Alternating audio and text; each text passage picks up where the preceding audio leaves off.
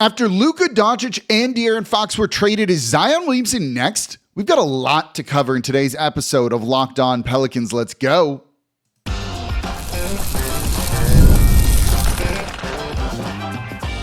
You are Locked On Pelicans, your daily New Orleans Pelicans podcast, part of the Locked On Podcast Network, your team every day.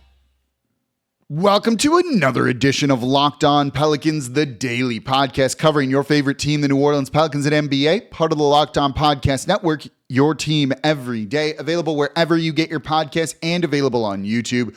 I'm your host, Pelicans Insider, credential member of the media, Jake Madison, at NOLA Jake on Twitter, here with y'all on this Monday, and wow, what a weekend in the NBA. The Luka Doncic trade coming in late Saturday night, early Sunday morning, depending on where you are. Followed up less than 24 hours later by a De'Aaron Fox deal. This has an impact on New Orleans. This has an impact on Zion Williamson, in my opinion, and to a lesser extent, Brandon Ingram. We're going to cover it all here. Then I'm just going to give you some general thoughts on the trade because I got to after this because it's tough to believe what just went down in the NBA this weekend. So, of course, thank you for making it Locked On Pelicans your first listen today and every day. We're here Monday through Friday, the #1 Pelicans podcast, covering everything you want to know about this Pelicans team. So please subscribe wherever you get your podcast and join 11,000 Pelicans fans on YouTube as well.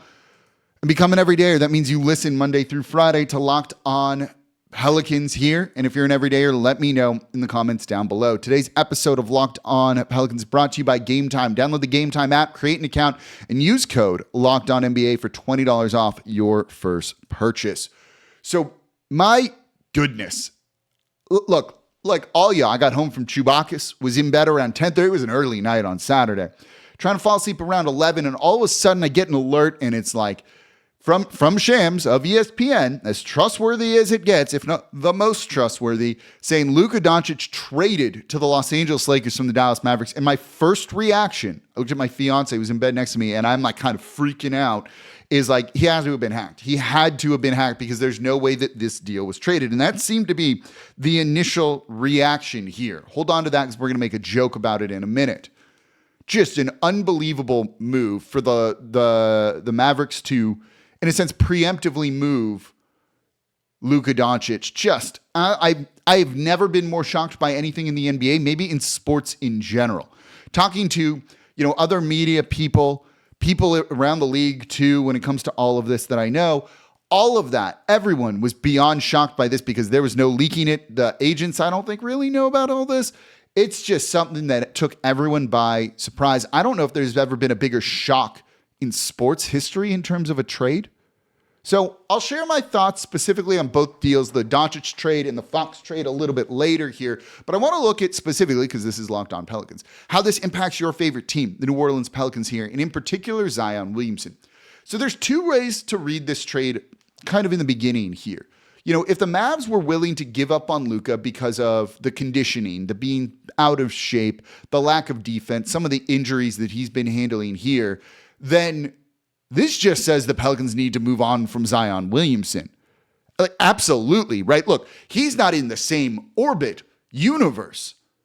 It's not even the same ballpark, right? It's not the same planet, solar system, anything celestial here of Luka Doncic. Luka Doncic is, in my opinion, a top 5 player, worst top 10 player in the league. That's not Zion. He's made All-NBA as a starter for the last 3, 4, 5 years. I forget what the number is. He's in his prime at 25, soon to be 26. Like, the dude is young.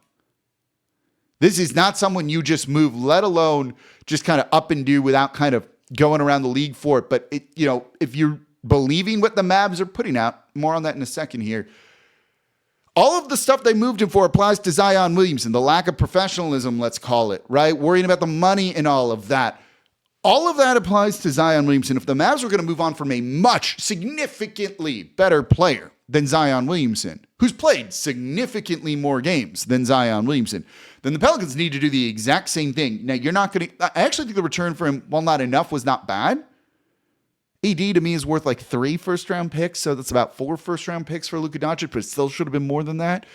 You're not going to get that kind of return, but it means they didn't want to deal with the headache of this anymore. They just didn't want to go through the process of this anymore, and this is what a lot of us have been feeling here in New Orleans, particularly the fans of, we got to get off this Zion Williamson trade. So if you're looking at it from that lens, then you absolutely, unequivocally need to get off of Zion Williamson. That's what this says. That's what this says. If you're going to trade Luka freaking Doncic, then you need to move on from Zion Williamson. The flip side of that, so this is the other way to read this, is everybody said GTFO to that idea of moving Luka Doncic because of that stuff, right? No one's like, yeah, let's believe the Mavs on this. Luka took them to the finals last year. His conditioning wasn't a problem during the finals run. The defense, sure, but you know what? They had like a top 5 defense after the trades they made last season.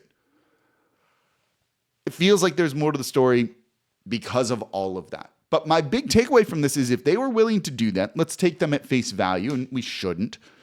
It definitely means you got to move on from Zion Williamson. And we talked about this in the emergency episode that I did of Locked On Pelicans over the weekend after the DeJounte Murray injury of if you're not going to be good next year, just kind of trade everyone and blow it all up because Murray's not going to be ready. And now the West is even better. More on this point in a minute here. So in relation to Zion Williamson, I do think this hurts Zion Williamson's trade value. Look, 1 pick in that deal for Luka Doncic. AD is probably worth 3, so that helps. But still, this feels like a small return.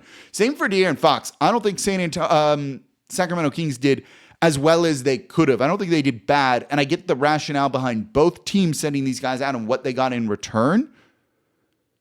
But Zion has less value than all those guys. So same for Ingram. So this kind of tells you where their value might be. Now, we knew Ingram didn't really have much value around the league at all, but I think this kind of hints at Zion Williamson not having a ton either. We'll get into more trade rumors tomorrow. We'll talk about Brandon Ingram next, but there's a lot of trade rumors around him that if a deal doesn't get done, we'll talk the trade rumors. We probably won't even talk about the game tonight. It is a game day for your New Orleans Pelicans, of course, but no, we don't need to. It's trade rumor season here for all this. So 1, I do think this hurts Zion's value. 2, I do think it shows professionalism is important if you believe the Mavericks leaks on all of this and what they've publicly said. And 3, it does make you wonder if the Pelicans need to blow it all up. The West just got tougher. The Kings getting Zach LaVine aren't taking a massive step back. Spurs are now probably in the title mix in a year, not this year, but next year. De'Aaron Fox and Victor Wembanyama is an insanely perfect pairing, in my opinion. The Mavs are still going to be good. They're not better than they were a day ago, but you added Anthony Davis in, they're going to be good. They probably have another move or two coming. The Lakers are going to have another move or two coming. You could say they're still not worse. They have another move or two coming. Keep an eye on that with some other teams. So that's coming all here. They're not going to be bad next year either. The Lakers just got another generation, another era, basically given to them for cheap. This league, y'all, seriously. Let me know what you thought. What was your initial reaction to the trade? Let me know in the comments down below. So that's the stuff on Zion. Let's look at Brandon Ingram coming up here next in today's episode of Locked On Pelicans because he's impacted by this too. Let's break it all down. That's coming up here next. Today's episode of Locked On Pelicans brought to you by Game Time. Looking for tickets to your next big event, whether it's a concert, a comedy show, or a sports game, finding the right tickets at the right price can be a headache. But with Game Time Picks, it's never been easier. So let me tell you how it works. With Game Time Picks, the app does all the hard work for you. It curates the best deals so you don't have to waste time searching through endless ticket listings. I've been using Game Time Picks. Game Time is just my go-to ticketing app because I love all of the different things that they have, all of the features. The curated deals make it super simple to find great tickets at a great price. No more sifting through thousands of options. You have super deals where you can get prime seats and the value is unbelievable on those. And then the seat view is a game changer. Before you even hit buy, you can see exactly what your seat will look like in the venue, and it's so reassuring. And the best part, you're covered with Game Time's lowest price guarantee. If you find a better deal somewhere else, they'll refund you 110% of the difference. Plus, your tickets are guaranteed to be delivered on time with easy cancellation options if something comes up. So take the guesswork out of buying tickets with Game Time. Download the Game Time app, create an account, and use code LOCKEDONNBA for $20 off your first purchase. Terms apply. Again, create an account and redeem code LOCKEDONNBA for $20 off. Download Game Time today. Last minute tickets, lowest price guaranteed.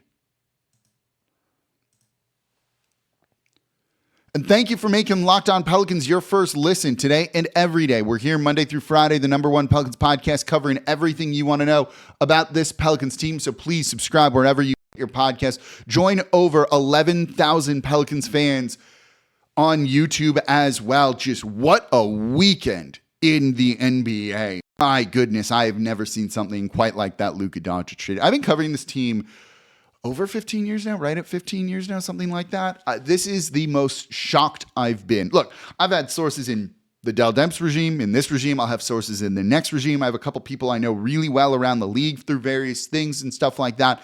Everyone is like, we've never seen something like this. We've never seen something like this whatsoever. It's bonkers what we just saw with the Luka Doncic trade. The Mavs have to win a title. I'll get into them in the next segment. I wanted to give you my thoughts on this deal because I actually do think there are things that kind of pertain to New Orleans in a much larger sense beyond just the specific players, that kind of some of the almost precedents the Luka Doncic and to a lesser extent the De'Aaron Fox deal sets.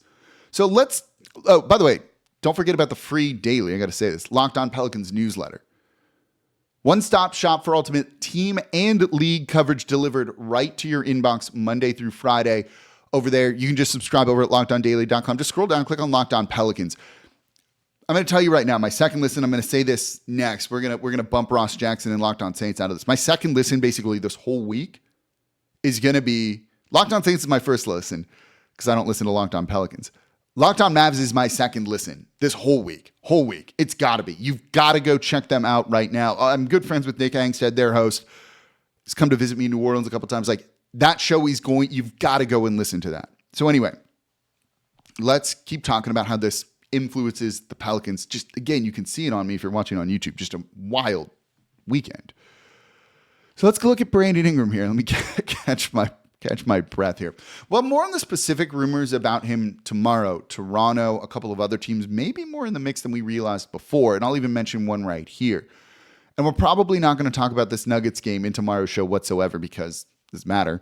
But there is an impact on Brandon Ingram in this trade too. Look, we had heard that maybe the San Antonio Spurs were going to be interested in Brandon Ingram, that they had reached out. But the second De'Aaron Fox became available, that wasn't going to happen. And that wasn't going to happen until the De'Aaron Fox trade went down. I think one thing you've also seen here in this deal too is Chicago Bulls aren't going to be in the running for Brandon Ingram. They just traded Zach LaVine. What they got back in that 3-team deal was their own first-round pick this year. San Antonio had that. So now, if they're bad, they get their own first-round pick.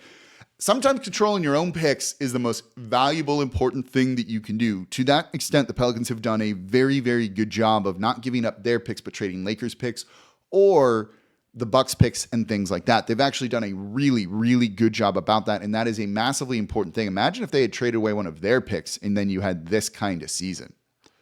Not what you want at all. That's kind of the situation the Atlanta Hawks find themselves in right now. That they're like, we can't be bad because if we are, then we're not going to get our own picks. That might make them a Brandon Ingram trade suitor here.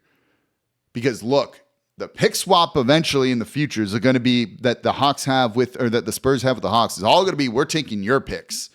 So the Hawks somehow need to find a way to be better than the Spurs so that they can kind of control their drafts a little bit more. Does that put them more into the mix here? I think it could.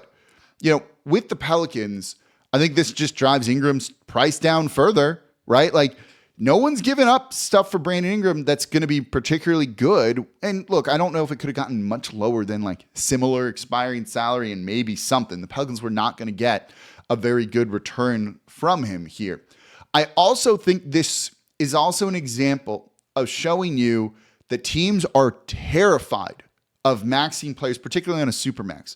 The Mavs traded Luka Doncic before he could sign a supermax with them. He would have signed a supermax, and they decided after negotiations with him, like, I don't know if this is what we want to do. And that's a little bit mind-blowing to me when it comes to it, but okay.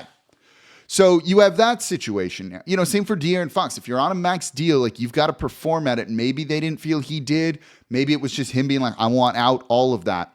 But shows you that these situations and money can get really interesting really quickly here. And I do wonder if that means to teams, the Supermax was a mistake in a sense. And if you're really going to ever see that given out in the future. We've seen a number of players traded before they would have to, you know, before the team had to give them that Supermax in order to keep them. So but it applies just to, it's not just the Supermax. It applies to just big money on a lot of these guys. If teams don't think Brandon Ingram is going to be worth that kind of money, they're not going to trade for him. because that's what you need to give him to confirm that he's going to be there. Other than that, he's maybe just going to be a rental. Now, no team's going to give him max. It's really as simple as that. But I think it does state that the Pelicans not just kind of handing him this kind of contract is a really probably smart and prudent move for the team. Doesn't mean they shouldn't re-sign him or things like that, but at the numbers that he is wanting, it's definitely up there. And that maybe isn't going to be the best thing. And you're kind of seeing the real impact on how teams are scared of that. And as much as we want the Pelicans to be forward thinking, and more on that a little bit in the next segment on like when to trade players, because in a weird sense, maybe the Mavs did a good job with this, especially when you look at the De'Aaron Fox deal compared to it. You know, that I do think is an important thing to look at when it comes to that. But Ingram's value is not going to be high. Look, if Luka Doncic is just fetching you 1 first-round pick, if De'Aaron Fox is fetching you like 3, not good first-round picks, and they aren't good first-round picks, this is, you're not getting, I don't really think you're getting picks for Brandon Ingram when it comes to all this. I'll have the breakdown of that deal coming up next and how it's going to kind of influence the team as well. Yeah. Look, one of the things I don't like is when you come on a show and you're like, I don't even know where to start with all this. Look, it's my job to know where to start. I'm a professional. You come to me to kind of make sense of what's going on and hear my opinion on it. If I come to you and say like, I don't know where to start, I'm so shocked by all this.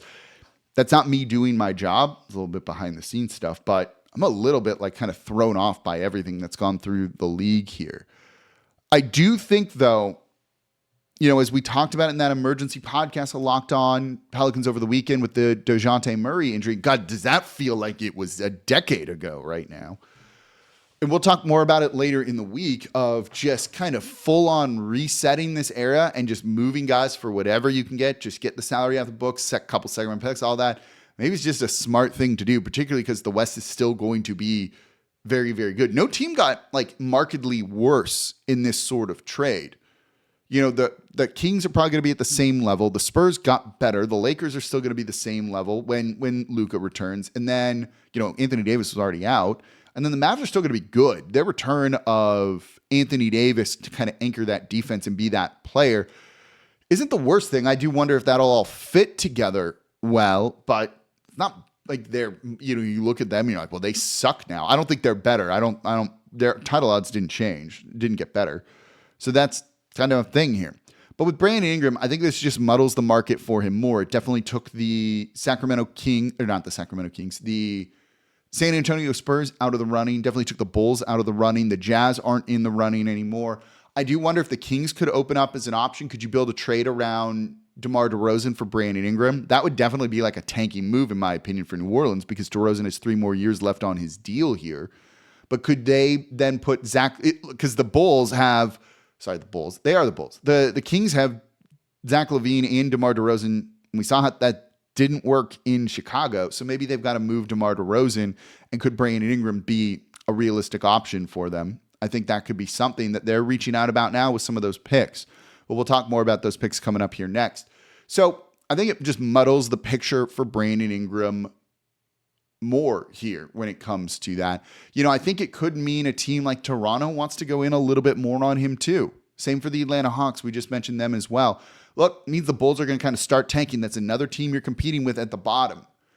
Toronto's not close to that right now. Should they just try and go for the play-in tournament? You know, should the Atlanta Hawks, now that they know they're not going to be able to trade Trae Young, say, to the San Antonio Spurs, try and, you know, make a move to go even more all in? And could you find a way to do that and make a move for Brandon Ingram and at least send something to New Orleans? I think those are all realistic scenarios now, more so than they were a couple of days ago. So maybe it's opened up the market for Brandon Ingram a little bit. We'll talk more about that in tomorrow's episode of Locked On Pelicans. Really going to be Brandon Ingram focused and deals that could get done around him at the NBA's trade deadline. But coming up next, I want to get into a couple of things, the precedents that I think this deal sets, and just share a couple of my thoughts on these trades anyway. That's coming up here next in today's episode of Locked On Pelicans.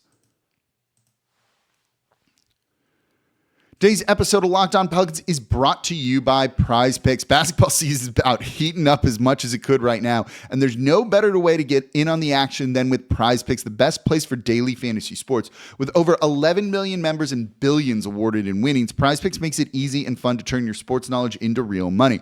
So here's how it works. You just pick more or less on at least 2 player projections, and if you're right, you could win up to 1,000 times your cash. This week, I'm going to be looking at more for Jason Tatum, particularly after some of those games that he's played over the weekend, including New Orleans. When Luka Doncic plays, I think this dude's going to go off. It's always going to be more on assists. The best part, Prize Picks keeps it simple. You can set your lineups in less than 60 seconds, and their fast, secure withdrawals mean you get paid quickly when you win. Plus, their Taco Tuesday promo gives you discounted player projections for even more value. You can check out all the promo tab to nail any of the super sweet Millie winners big game lineups. If you tail a lineup that goes 3 for 3, you can win a split of $1 million in promo funds. So download the app today and use code LOCKEDONNBA to get $50 instantly after you play your first $5 lineup. That's code LOCKEDONNBA for $50 instantly after you play your first $5 lineup. Prize Picks, run your game. And thank you for making Locked On Pelicans your first listen today and every day. We're here Monday through Friday, the #1 Pelicans podcast, covering everything you want to know about this team. So please subscribe wherever you get your podcasts and join over 11,000 Pelicans fans on YouTube as well. We are part of the Locked On Podcast Network, your team every day. My second listen today has got to be Locked On Mavs, right? Like, has to be Locked On Mavs. There's just like no other way to do it. It's got to be Locked On Mavs after that trade and everything that went down. Forgot there were even like games this weekend here and all of that. But my goodness, what a weekend here. So subscribe, by the way, to Locked On Pelicans, be coming every day. So let's get into just my general thoughts on both these deals that are kind of like, I want to talk about part of it, those deals in and of themselves, and then how it can kind of relate to the Pelicans in the future or what the Pelicans are going through right now. So first and foremost on Luka Doncic, that's not enough for Luka. Anthony Davis this year is a very good player. Very good player. We know he's a very good player, even if we hate this guy. And defensively, he's elite. You know, the Mavs are saying we didn't believe in Luka, all that stuff. To me, that's BS. I don't know why they did this deal. I don't know if Nico Harrison, who is the GM of the Mavs, is like a sleeper agent for the Lakers or whatever, but they just gifted them a literal generational talent in a new era for cheaper than it should have been. For basically that deal to be Anthony Davis and 1 first-round pick, when the Lakers still have another one that they can trade and you don't get that, you don't get Austin Reeves in that deal either, is just that honestly they should fire him. I don't get how ownership signed off on that. And I told y'all in the beginning of the show, if you were following along with the initial reaction, which was a lot of fun, it kind of reminded you that Twitter can be a fun place to be at times. And everyone thought Shams got hacked. Everyone thought Shams got hacked. Maybe not everyone. 99.9% of people thought Shams got hacked because that's such a ridiculous trade. And can you imagine being Nico Harrison where you do this deal and you probably are feeling good about this? I'm bold. Look what I did. And then literally everyone in the world is like, Shams is hacked because we don't believe that Nico Harrison did this. Just a wild way that this is being perceived. This is stupid. Stupid. Luka Doncic is an economy in and of itself. You put that guy in a headline and my God, do the listens and views go up. I'm telling you this. I do Locked On NBA and I do that on occasion. When it's relevant, when you've got to put them in there. And probably look at the headline of, I haven't written the headline for this, but probably go and look at it and kind of see what I'm doing a little bit here. It's not clickbaity because I actually talk about that stuff in here, but you get what I'm saying. So, you know, he prints money for that team. You get all of Europe with eyes on you here. The Mavs fans are furious with this. Furious with this. No one is happy about this trade because he's a real fun player. Like, that's the type of guy that you're like, this is our guy. Like, this is our guy. And you feel so good about it.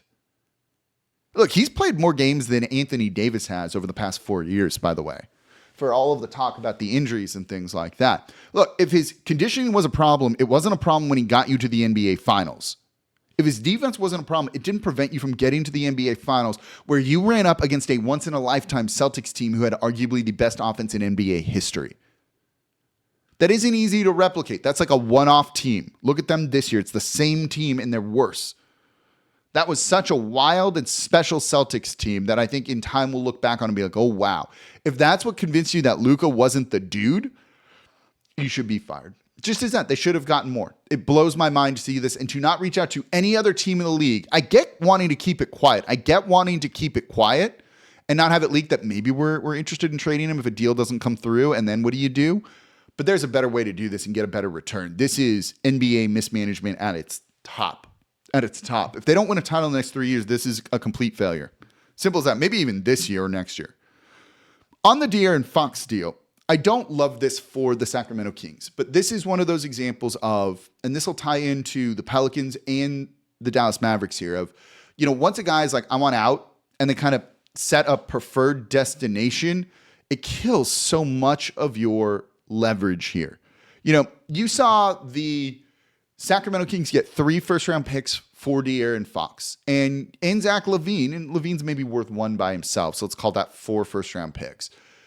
But 3 of those aren't good, and you could be like, "Wow, the Lakers Mavs only got 1 for Luka." These 3 first-round picks the Kings got from the Spurs are not great. The 2025 Charlotte pick they got is top 14 protected, and then it goes to 2 seconds. The Hornets have the 4th worst record in the NBA right now. That pick is not falling out of the top 4. It's lottery protected. So that's going to be 2 seconds there.